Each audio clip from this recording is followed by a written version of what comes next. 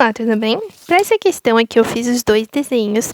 Esse desenho aqui é o que mostra várias imagens sendo formadas por um objeto, né? No caso, 6 imagens. E esse daqui é o que mostra as 3 imagens sendo formadas pelo objeto.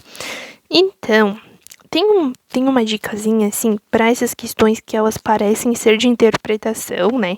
De que tu tem que saber o número de imagens e tal. Tem uma dicasinha que é usar a fórmula de associação de espelhos. Essa fórmula, a gente geralmente esquece ela, né? A gente quase não usa ela.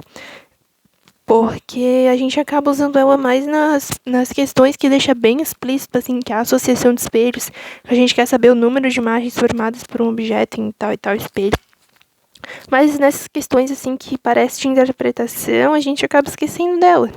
Então, sempre que tu vê 2 espelhos juntos, assim, tu lembra de botar essa fórmula, porque ela vai te ajudar muito a definir qual é o número de imagens que tu quer, e o número de alternativas para te assinalar vai reduzir drasticamente, assim, depois é só tu olhar a posição das imagens e ver qual que é mais certa. Aqui, ó, perceba que os 2 espelhos, eles estão perpendiculares, né? Eles estão formando 90 graus entre si. Então, o ângulo alfa entre os espelhos é 90 graus, e é um objeto. Então, o número de imagens é igual a 360 sobre alfa menos 1, né? 360 graus dividido por 90 graus menos 1, que fica 360 por 90 dá 4, menos 1 dá 3. Então, por essa fórmula, a gente já sabe que o número de imagens formadas é 3. Então, já anula essa associação aqui que forma 6 imagens, entende? Não é uma coisa assim que as imagens vão se replicando, sabe? Isso acontece, essa replicação de imagens, né? Quando a gente tem 2 espelhos em paralelo, ó. Tipo, eu tenho 2 espelhos assim, eu boto um objeto aqui. Aí ele forma uma imagem aqui, aí ele forma outra imagem aqui, e vai assim, infinitamente, entende? Daí sim. Mas com espelhos assim em 90 graus, daí você não tem essa questão assim dessa formação infinita de imagens, sabe? Você tem apenas a formação aqui das 3 imagens, né? Conforme a gente viu aqui pela fórmula. Então, ó, agora a gente já viu 2 princípios que anulam essa alternativa aqui, né? Que é a associação aqui, que essa formação infinita de imagens é só para associação em paralelo, e pela fórmula também. Mas também tem outro fator de que, assim, ó, um objeto, ele produz a imagem no espelho plano na imagem diametralmente oposta a ele, né? A distância do objeto até o espelho tem que ser igual à distância da imagem até o espelho. Aqui no desenho não ficou muito em escala, mas é o princípio, né? De que a distância do objeto ao espelho é a mesma distância da imagem ao espelho. Então, ele tem como formar apenas uma imagem quando ele tem só um espelho, assim. Porque aqui, ó, essa nova imagem aqui serve como objeto, e daí vai indo assim. Mas aqui, quando você tem só um objeto e só ele está servindo de objeto, não tem nenhum outro objeto aqui atrás servindo como objeto, no caso, né?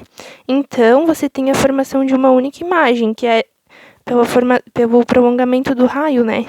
Que você faz um raio reto até o espelho, o prolongamento dele forma a imagem. Sempre o raio perpendicular, tá? Então, aqui, ó, essa formação da segunda imagem não é possível, porque você tem um objeto aqui, mas a distância da imagem ao espelho é o dobro da distância do objeto ao espelho. Tipo, isso é impossível de acontecer. A distância da imagem sempre é a mesma da distância do objeto.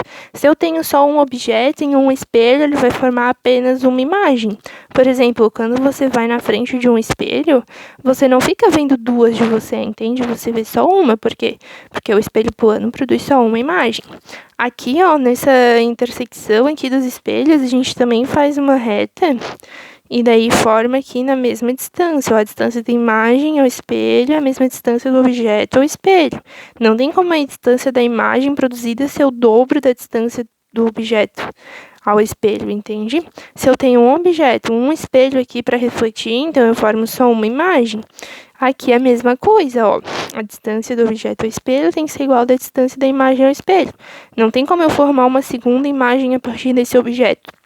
E também não tem nenhum objeto aqui em cima que tenha respectiva distância aqui, né, para formar essa imagem.